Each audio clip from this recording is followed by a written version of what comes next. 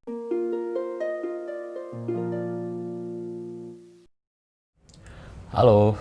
ketemu lagi di vlog Juru Baca. Saya Hasan Aspahani. Kita ngobrolin puisi lagi yuk. Kita ngomongin soal sosialisasi sastra atau sosialisasi karya sastra atau sosialisasi karya puisi. Kita mulai begini. Setelah kita menulis puisi, apa yang bisa kita lakukan sebagai penulisnya, sebagai penyairnya? Banyak hal. Banyak pilihan.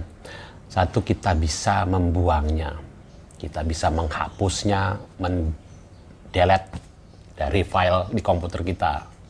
Kalau dihapus, ya bisa aja. Kalau memang kita menulis untuk terapi, misalnya kejiwaan, setelah selesai ada efek psikologis pada kita setelah menulis itu, karena memang itu tujuannya. Dan ada terapi itu. Menghapus itu bagian dari terapi. Bisa, boleh. Ya boleh saja, kita hapus aja gitu. Itu yang pertama. Yang kedua, kita bisa menyimpannya. Kita simpan aja di komputer kita, atau kita arsipkan kalau dia kita tulis tangan gitu. Ada penyair yang begitu. Ada yang kemudian setelah dia meninggal baru orang menemukan karyanya. Dan dia jarang sekali nyaris tidak pernah mempublikasikan karyanya semasa dia hidup. Dia menulis saja, menyimpannya kemudian. Tidak dihapus, tapi disimpan. Itu yang kedua. Yang ketiga, setelah menulis puisi, kita bisa, zaman sekarang ya, kita bisa taruh di blog, weblog. Banyak layanan gratis dan semua tahulah kira-kira. Ada WordPress, ada Blogspot, dan lain-lain. Ada Medium, ada macam-macam taruh di situ gitu. Ada yang baca? Ada. Apalagi kalau kita rajin mempromosikannya, misalnya di media sosial kita, linknya kita kirim ke orang-orang yang kita percaya untuk membaca, bisa mengapresiasi dengan baik begitu. Itu yang ketiga bisa kita lakukan. Atau kita membawanya ke komunitas, kalau kita punya komunitas ya. Apalagi kalau memang komunitas itu punya acara atau kegiatan yang bahas karya-karya dari para pesertanya. Ya, gunanya komunitas saya kira itu ya, antara lain ya, itu bagaimana merangsang anggotanya untuk produktif berkarya, menghasilkan karya yang baik, mengetahui di mana kelemahan dan mengetahui di mana pencapaiannya.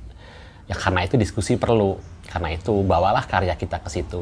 Kita diskusikan dengan teman-teman kita satu komunitas. Kalau di situ ada mentornya atau orang yang dituakan atau orang yang dianggap sebagai memiliki pengalaman dan pengetahuan tentang puisi lebih baik, ya kepadanya lah kita bertanya, kepadanya lah kita menguji karya kita, kita berdiskusi dan lain-lain. Kita boleh percaya dong pada pendapat teman-teman kita satu komunitas atau pendapat orang yang dimentorkan itu.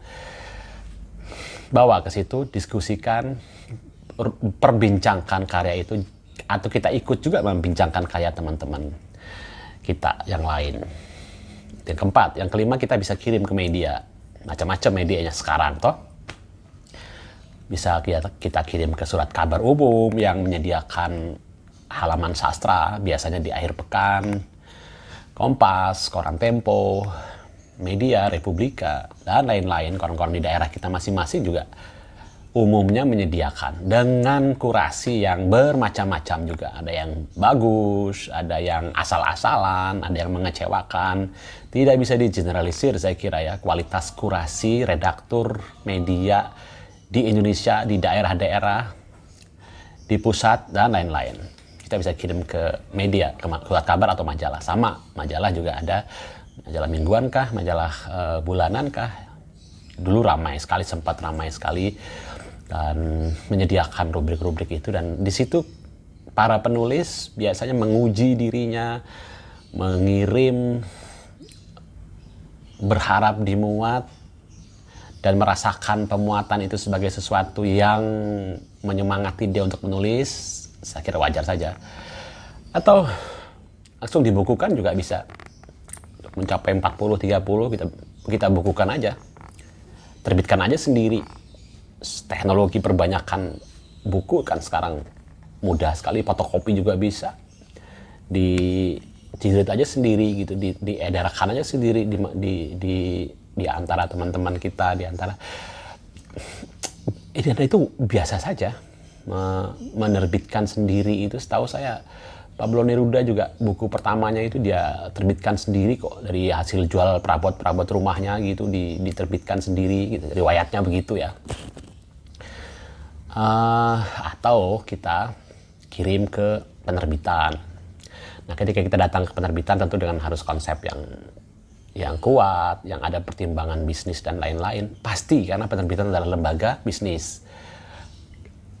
Atau kita terbitkan sendiri aja. Kayak tadi kalau terbitkan sendiri dengan cara indie begitu, kita perbanyak sendiri. Sekarang penerbitnya indie deh gitu. Kita pakai uang sendiri, dicetak dengan bagus seperti buku-buku di percetakan umumnya begitu, disampul, desain cover, ada seri buku internasional ISBN-nya. Kalau perlu kita minta seseorang untuk memberi kata pengantar, terbitkan sendiri karyanya gitu. Atau setelah sekian lama karya-karya yang dimuat, misalnya kita mengirim ke surat kabar atau ke majalah dan karya kita dimuat, kita pilih tuh beberapa, kita bukukan. Saya melakukan itu misalnya gitu. Tidak semua puisi saya yang terbit di buku adalah puisi yang pernah terbit di koran. Tidak semua puisi saya yang terbit di koran itu saya bukukan. Ada yang ngerasa-rasanya belum pas untuk dibukukan dalam satu kumpulan buku, ya sampai sekarang juga belum saya bukukan. Dia masih di clipping aja, masih tersimpan gitu. Saya membukukan puisi-puisi lain yang tidak pernah saya kirim ke surat kabar gitu. Nah, itu apa yang bisa kita lakukan terhadap karya kita setelah kita berkarya. Lakukan aja, begitulah siklus hidup atau nasib sebuah karya setelah dia dituliskan.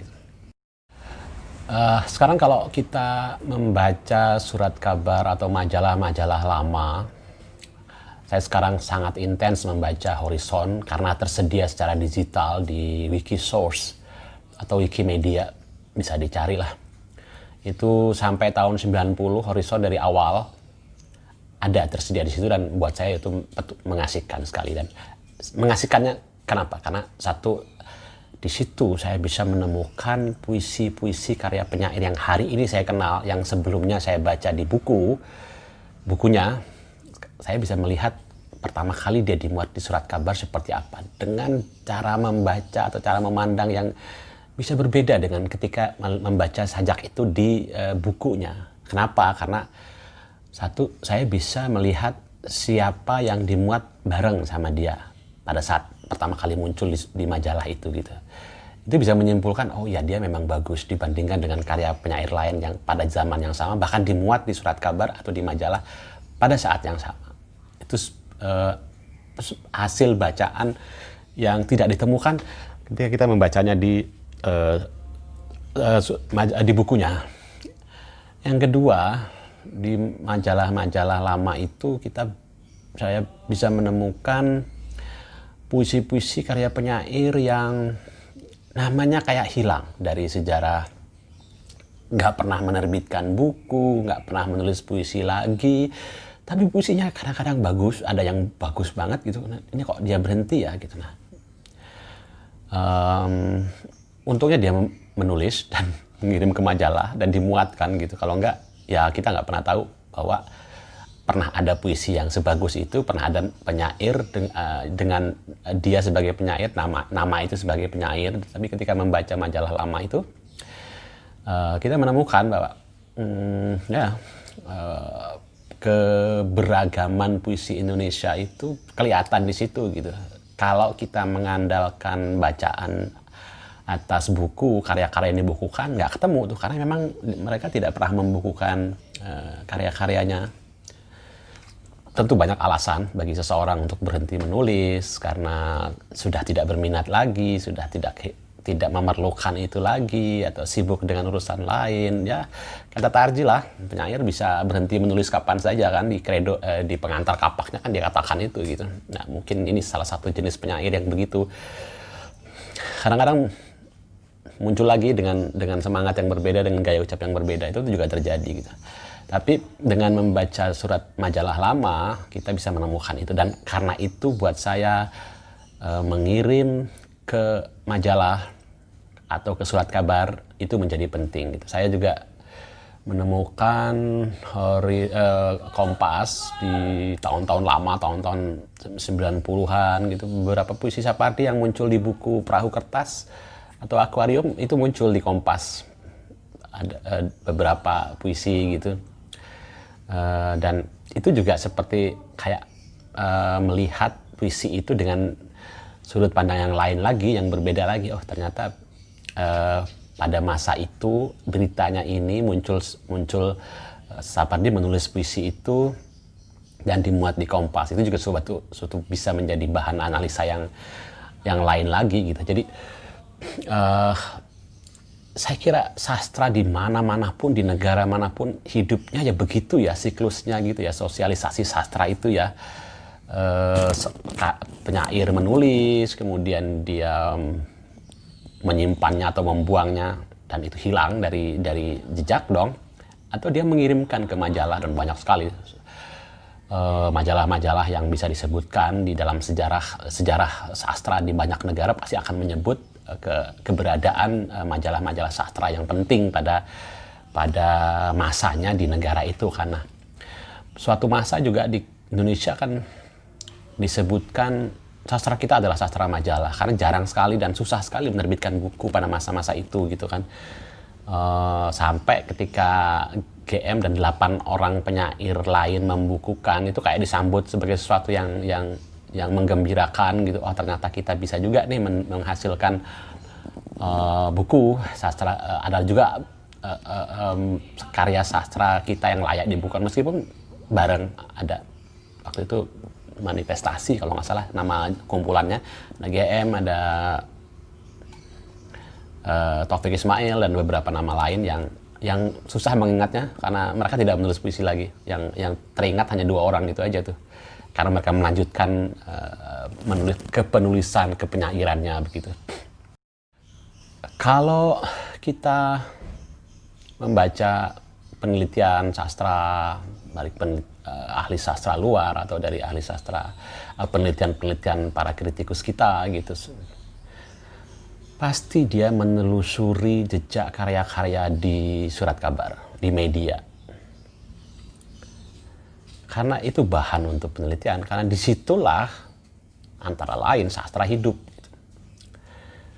Merepotkan, Pak Badan Bahasa pernah membuat tulisan buku penelitian yang akhirnya menghasilkan buku 3 buku kalau nggak salah, prosa, cerpen begitu, petikan novel juga, drama, dan puisi. Nah, yang puisi menarik, judulnya akhirnya dibukukan menjadi Menir Parlente. Judulnya puisi-puisi sebelum perang kemerdekaan, sebelum kemerdekaan, atau intinya sebelum tahun 30-an. Sebelum tahun 30 ketika Balai Pustaka muncul kan, sejarah sastra Indonesia memasuki babak baru, tapi sebelumnya nyaris tidak diketahui. Nah, dari mana mencari bahan-bahan itu? Dari majalah, dari surat kabar umum yang memuat karya sastra, dan itu hari ini dikumpulkan, ditelaah. Pak Sapardi membuat ulasan tentang buku itu sebagai bagian dari sejarah sastra yang terlupakan.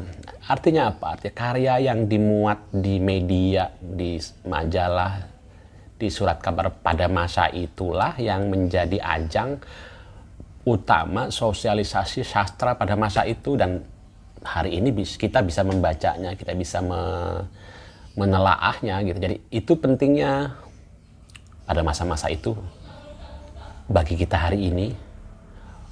Pemuatan karya di media itu pentingnya seorang penulis, penyair menulis karyanya dan mengirimkannya ke media supaya dimuat, tercatat, meninggalkan jejak. Saya kira itu. Jadi untuk teman-teman hari ini yang menulis, pilihannya banyak tadi itu di bagian awal saya ceritakan, tapi kirim aja ke media juga sebagai salah satu pilihan yang bebas, pilihan yang baik, pilihan yang dengan cara itu siapa tahu kita nggak pernah membukukan karya kita, maka kalau dimuat dan ternyata di masa depan karya kita itu misalnya baru terpahami, kita meninggalkan jejak. Dan sastra Indonesia beruntung karena kita mengetahui bahwa kita pernah menulis itu dan mengirimkannya ke media dan dimuat. Itu, ketemu lagi di video berikutnya.